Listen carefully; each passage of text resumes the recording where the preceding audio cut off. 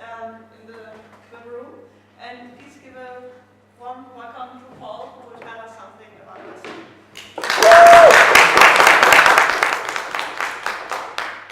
Moin. So, today I want to talk to you about a different programming language than Ruby, which is for me a really nice programming language, and I really like it, and I spend all my free time with it, basically. It's Rust. Who has heard of Rust before? I guess a lot of people. Yeah. A lot of people, or they wouldn't be here. Nice. So Rust is a town in Baden-Württemberg with a population of 4,100 people and an elevation of 169 meters. And I've tricked you all into joining me on my traveling blog. No, I haven't. So I came to Rust by looking for a 20% language. If you ever heard the phrase of 80% language for Ruby, which intends that Ruby would be used for 80% of the things you do, which for me it was, which was basically just web programming and scripting, and that's it. That's 80% of my day. But the other 20% embedded programming in the sense of microcontrollers or game development, Ruby is kind of unsuited for. And I was looking for a modern C, because once in university I learned C, ran against the wall a few times, and stopped learning C, basically. And I wanted to see if anyone had made progress on making a nice C-like language. So, selling points of Rust, because I want to sell you on that, let's be honest. Like, I'm not here to give a neutral perspective at all. First of all, it's performance, but who of us cares about performance? We're Ruby programmers, like, can be as slow as we want. It's memory safety without a garbage collector, which is nice. That makes it suitable for stuff like microcontroller or game development, because you don't have to pause the program and go garbage collecting every time. Not to say that Java can't do these things if you have to, but it's nice to don't have to do it. And it's also nice that you don't have to do manual memory management like in C++ or C, which is really scary, and I don't do that. That's like, I have nightmares about it. Also, there are so-called zero-cost abstractions, which is another concept from C++, which basically means stuff gets compiled away, like in a short form. You can write really high-level code and have really high-level concepts, but in the end, it's totally ugly assembly code that you don't have to read, but it's really fast. And it has a great little crab mascot. I mean, that's kind of cute. I wish Ruby had something like that. We just have an inanimate rock. It was originally designed by Mozilla of Firefox fame to replace C and C++ in their own Firefox code base, because they had a lot of problems parallelizing some things about Firefox, like CSS rendering, which is apparently really easy to parallelize, but they didn't manage. They tried twice, and then they decided to make a new language because it was that hard. I think it's been in development for like 10, 11 years, but it's only like really picked up steam in the last 2 or 3. And mostly by Mozilla, because well, I'll touch on it later, but currently there is Rust code in production in Firefox, so it's on a lot of machines already. What it's not, first of all, because I have to make the appearance of giving a neutral perspective on this. It's not easy to pick up. Completely honest about that. That's not a language that you can just dive in and 10 minutes and you can write a Python script. That's the thing, except for if you know C++ and Haskell already. Then it's kind of easy, to be honest. If you're a good C++ programmer, all these concepts Rust uses are like best practices, basically. If you want to have a look at the syntax, because that's always important for me, because I'm very aesthetically driven, that's the basic hello world program. So nothing much interesting. Function signature that returns nothing, so there's no return type. Print line macro, which we can talk about later. I don't think I didn't have time to put that in the slides, but macros are really interesting. And end of the function. Differences to Ruby, because that's a thing we can all agree and understand. It's statically typed, but with a lot of type inference, so you don't have to write all the types down, which is, for me, important because I'm lazy. The stack is back, so you don't have to only think about the heap, memory heap, which in Ruby, everything's on the heap, so we never think about it, and we almost forget what a stack is. In Rust, you actually do have to think about what is on a heap and what is on a stack for performance reasons, so we don't care again. And in Rust, all the variables are immutable by default. That's not impossible in Ruby. You can do .freeze everywhere if you want to. And strings are now frozen, kinda, mostly. But in Rust, that's like a driving thing to have things immutable. But you can change them if you need to. So it's not Haskell. You don't have to produce everything new, but by default, it's immutable. And there's no real meta-programming. We do have macros, like the print line before, but they are not really run at compile time. They are code expansions at run at runtime. They are code expansions at compile time. But the compiler can also execute code at compile time. So it's kind of meta-programming at the compile stage, but it's not really meta-programming. And there's a separation, at least a visual one, of data and behavior. So it's not, you can do OOP, but you don't have to. It's kind of going out of fashion, so just go with the trends, I guess. And there's ownership, which is the big thing, and I will not be able to cover it all right here, right now. But that's the deciding thing about Rust. Ownership is a concept that was first developed in academia and like used in esoteric academic languages, but Rust is really the first language to bring that to the mainstream. And that's the reason we can have memory management without manually managing memory or garbage collection. So ownership, because everything else, you understood everything else, I'm just guessing. Ownership is about fighting the borrow checker in Rust, which is basically another feature of the compiler that screams at you if you violate its rules. And the rules are every value has exactly one variable that owns it. So it doesn't mean anything right now, but will mean something later. If the variable goes out of scope, the variable is freed. So the memory is freed at that address. This means in practice that you make decisions on where you free memory implicitly. In this code sample, I have a variable x assigned to the string cake. I can eat the cake, which consumes it. We can learn about why that consumes it. That's part of the function signature. But I can't have it too, the cake.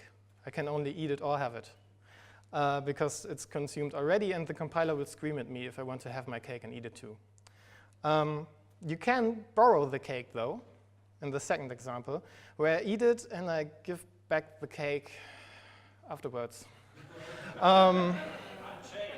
Yeah, no, that's important. I didn't change the cake in that example, but yeah, I can take the cake, borrow it, and give it back, and then I can have it too.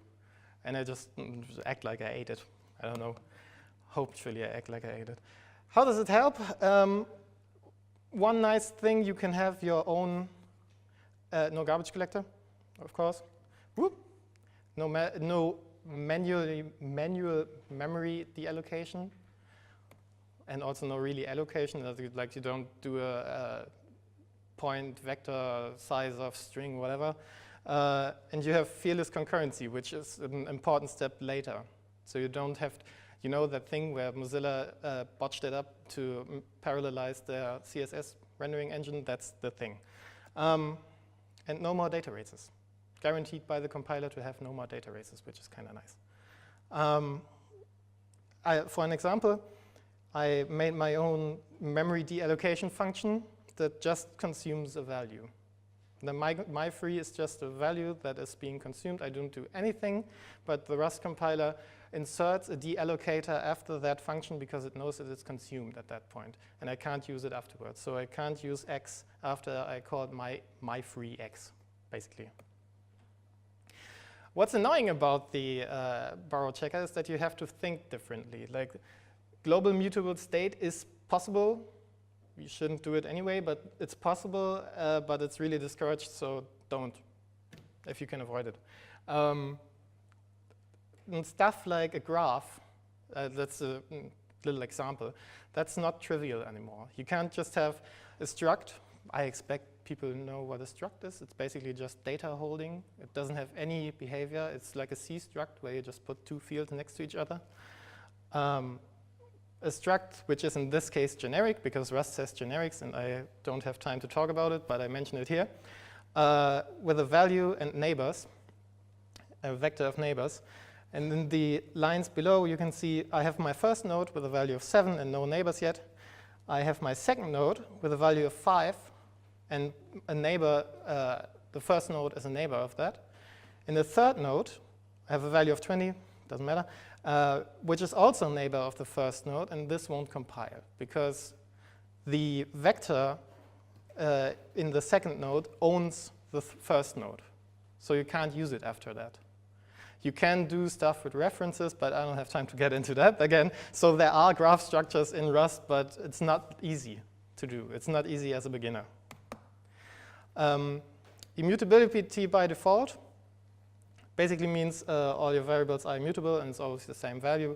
If I initialize my x to 7 and I change it to 9, the compiler will scream at me again. If I make it mutable, I can change it to 9. But you don't have to do that most of the time, especially not with like really tiny values that you can easily just copy or get a new one. Immutability and borrowing, or ownership, has the nice side effect of having really easily readable function signatures. Like you can, from the function signature, without any documentation, but there is a lot of documentation in Rust, but you don't really need it to see what the function does. So the first function, edit, consumes the cake. So I just have a C that just takes a cake, and that means I consume it. There's nothing else to do. The second one consumes the cake, but gives, and that's important, a new one. You can't get the same one back in that case. That will be a new cake in that case. The second one just borrows the cake, borrowing in the sense of I'm taking ownership for my scope, which is the function look at, and I'm giving it back to the scope that called that function. So you can use the cake afterwards. But importantly, I didn't change the cake because I didn't take a mutable borrow. That's a really important distinction later, especially for concurrency. If you have globally accessible state in concurrency, or shared state, not globally, but shared state between multiple threads, you can have as many read-only references as you want, but you can only have one mutable reference. So one thread can change it, and nothing else will happen. So you won't have data races. And the last one, decorate. I can mutably take a mutable reference to my cake and change it. And I don't return anything, but since I only took a reference, the ownership will be passed back to the scope that called it. So I know my cake will be changed here, and I will get the same cake back. There will be no other cake. The cake is no. I'm not doing that joke. Little more thing about zero-cost abstractions, because that's really the thing that drew me into this, because I really like Haskell, but you know, Haskell has 0 production errors because nobody uses it in production. It's not very pragmatic. It's kind of an academic language, I think. And people can scream at me afterwards for that. Zero-cost abstractions basically give you high-level concepts in a low-level language that all just mostly get compiled away. So if I have a vector of numbers, which I here initialize with the vec macro again, I can iterate over the numbers, which is more or less like a Ruby enumerable. An iterator itself won't do anything unless you consume it. So the iterator has to be consumed by a function like for each, which is called on the iterator and just runs the iterator, or by something like collect, where you collect it into a new vector. Unless you do anything with that, and the compiler will scream at you if you don't do anything, because that's stupid, you just get this lazy iterator that you can pass around and extend. Like you could get another map or another select or filter, whatever. Which is kind of nice, because I hate loops and I like iterators much more.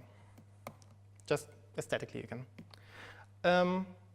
And Rust has monads, I think, but I only have a bachelor's degree, so I really don't know what monads are. I think I know how to use them, though, kinda. And I wanted to show this function, which is my stupid square root that saves you from doing a square root on a negative number. So I take f32, which is a 32-bit floating point number, and I return an option of f32. An option can either be none, which is in Haskell maybe the same. Also an option is basically the same as maybe in Haskell, if you have ever seen it. It can return none or some with a number inside, or some with a type inside it in the value. So I match my argument, and if it's smaller than 0, I return none, because I don't want to square root that, because things will implode, basically. If it's bigger than 0, I just return a square root of that number, because f32 already has square root, but I wanted to do my own. Below, I showed what that results in. I can take the square root, and since I get an option back, I can map over the option, like in Haskell again. So the map will do, if I get something back, apply that function to the inner value. If I don't get something back, just return none again. And you can infinitely chain those, and it will just get compiled away to an if check. It will just be a jump in the assembly code, and if there's none, it will be returned and nothing happens. Or in that case, none is returned. Like in the second line in main, just none is printed. This is really nice in stuff like error handling. This is a rather cumbersome example from the Rust by example book, which is nice. It's like a little more advanced standard language book, like programming in Ruby, but a little more, and it's available online. I have a function called multiply, which I use to multiply two strings together. And if my first number isn't able to be passed to an i32, which is a 32-bit integer, it will return an error result. So result is basically value or error, in this case a parseInt error. And the and then function will do nothing afterwards. So the computation will stop there. And I can chain that with another parse function, which might fail as well, and then I won't get anything as well. So if this down here fails, I will get an error as well. You can see that down here, the output for the first one, where I can pass both, will be 20. That's fine. In the second one, the first will fail, and so the second computation won't run. So I won't get, will get an error back. Seems kind of trivial, but this is the way all error handling is done in Rust. So there's no raising exceptions. There's no weird, I don't program in Go, but this weird returning two values, and one of them is a null value and the other is an error. And I find it strange. Anyway, that's not happening. Everything we do is done through these result monads, which map, again, to Haskell to either, basically. And that's a lot of code, so I won't expect you to understand everything right now.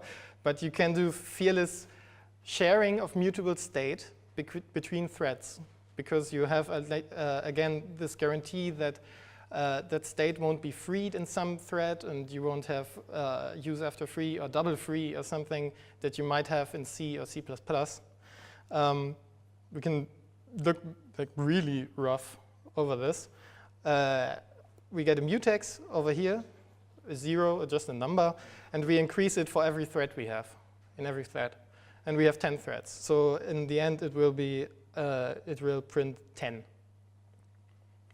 And to make sure that the mutex isn't freed and can be exchanged between all the threads, and every thread can access it, we can use an atomic reference counter, which is another like best practice taken from C++. Don't care about what atomic means. Maybe you already know it's kind of important in concurrent applications. But the reference counter just means every time we clone it, so we take the value, the mutex, we increase the count by 1. And if the count goes back to 0, we free the variable. So the memory will be freed at that point, and only when the reference count is down to 0, which happens here. So in the last line, the variable goes out of scope and the counter is decreased by 1. And if all the variables are out of scope and the count is down to 0, the arg will be freed, which basically happens here. And there you can just print 10. So we have a few rather famous Rubyists working on Rust right now. Yehuda Katz, I think we mentioned yesterday, in connection to Bundler, because he was really important in Bundler and Ember.js. I think he started Ember.js. And I think he started the movement to program the package manager of Rust, which is called Cargo, which is thankfully very similar to Bundler. It has a cargo log file, and you don't use its own syntax, but you have a toml file, which is basically just settings file type. And another really interesting person in the Rust community, from my perspective, is Sean Griffin, who did a lot of work on Active Record and is really a fan of that model, and basically tried to port that in his way to Rust. And that's called Diesel, and is now basically the default way to handle communication with SQL databases in Rust, which can also be really small stuff like SQLite, which you can use in microcontrollers then, if you want to. And some cool libraries that are empowered by Rust, and I don't think I've seen anywhere else like that. Rayon is the first one, which lets you do something that Haskell can do as well, because it has immutability, and it's data parallelization. So you have an iterator, and you want to do all the work in parallel, and you can easily do that with one method. You just say par iter, and it builds you a thread pool and spreads the work around using that thread pool. Another nice thing, which I would love to see in Ruby, actually, is SERDI, which stands for serialization and deserialization. They have an intermediate Rust format for data serialization, and you can just write adapters for other formats like JSON or XML or some binary weird formats that I don't use, so that people can easily port their data structures and structs from and to Rust without much of a hassle. Another one is BindGen, which generates Rust bindings from C header files. So you just have Rust code after using that. And you don't have to worry about foreign function interfaces and such, which makes it really nice to embed in existing C and C++ applications. And Helix, which I didn't have time to include here, but that's the most interesting thing for us, because you basically can write Ruby extensions by reopening classes, Ruby classes in Rust. So you can say open string, and then you write a Rust method in that class, and then string has a new method written in Rust, which is called through the foreign function interface, and you don't have to worry about anything, because we have Rubyists working in Rust, and Rubyists are lazy and like to have really simple interfaces and like really happy programmers. And it's really nice that so many Rubyists already jumped onto Rust and made that more usable. And the last thing, which I included because it's so hyped right now, is Vue, which is a web front-end framework, because Rust can natively compile to WebAssembly. So you can write your whole React application or whatever, if you want to, in Rust and have it using Rue, which is emulating the Elm architecture, if anyone has heard about Elm so far. Whoop. Who uses it right now? Firefox, obviously. Would be kind of stupid if they weren't. Dropbox uses it pretty extensively, so I've heard. Cloudflare, what are they, like server hosting or something? Wherever you need like correct programs and stuff that's really stable and won't just implode on something, Rust is a really good alternative to C, C++. Parity uses it, which is apparently the most common Ethereum client. I don't do Bitcoin, but maybe that's true. Facebook has job openings at least, so I'm assuming they're working on something. They're currently working on a Git alternative written in Rust, as far as I know. So there's some version management thingy they want to do in Rust, and they need the performance because they have like 10 billion developers that all want to push at the same time. And you will be working on Rust soon. I promise. Because I'm still here for my company, by the way. We are not using Rust right now. We are using Ruby, and we are using Ruby developers. But I'd like to have other Ruby developers into Rust so I can push that at my workplace. So I can suck all the joy out of that by working on it instead of doing it in my free time. If you want to try it, that's the link to my Bitcoin wallet, and you give me all my money. No, that's the link to the rustlang.org website, which has gotten a new overhaul and has colors now.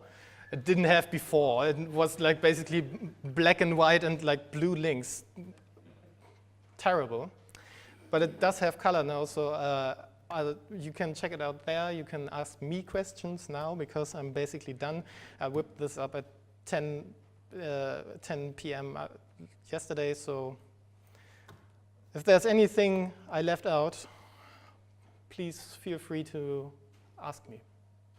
Thank you.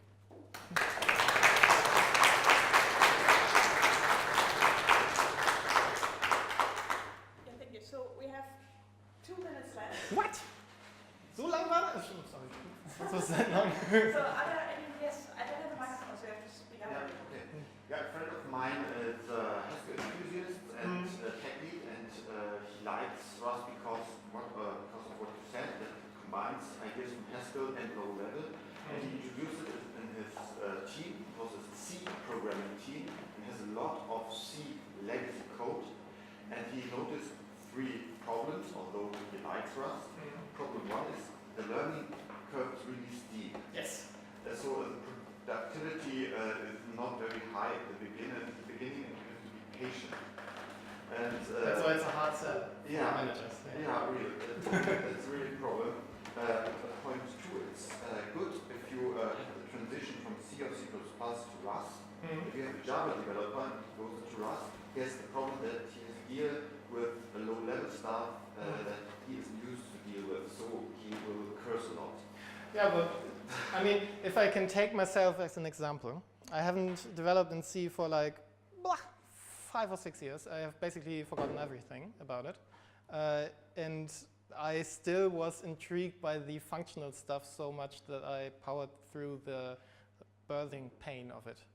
So it is graspable, and because you don't have to manage memory allocation and deallocation, which was always the scariest part for me, it is doable for Ruby developers, obviously.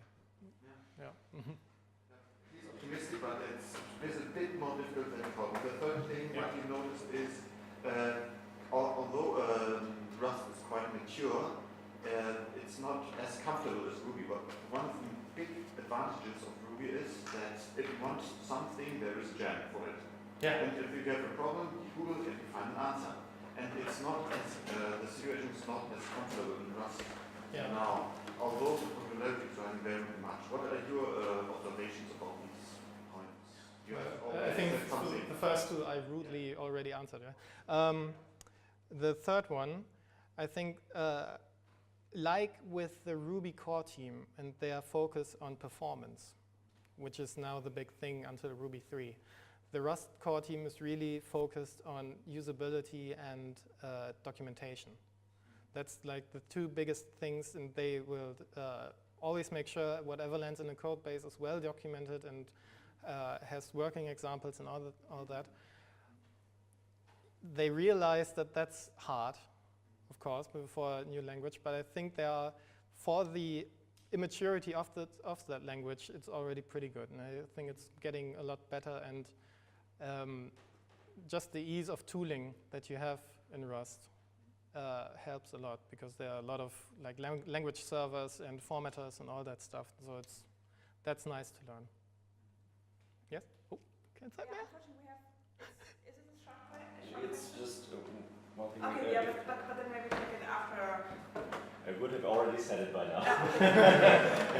I really, the community is really great, and if you go even on Reddit and all those, you can just post questions there and you get answers. It's not like Stack Overflow, you Google your answer, but they help you design and cover your problems. So I do it on Twitter all the time. Yeah. I just post stuff on Twitter and tag it with Rustlang, and they retweet it, and so like a lot of people see it and some will answer. Okay, so thank you very much for being here. If you have, I guess, more questions, just ask Paul. Come to me, I'll be here until the last one of you has left the room.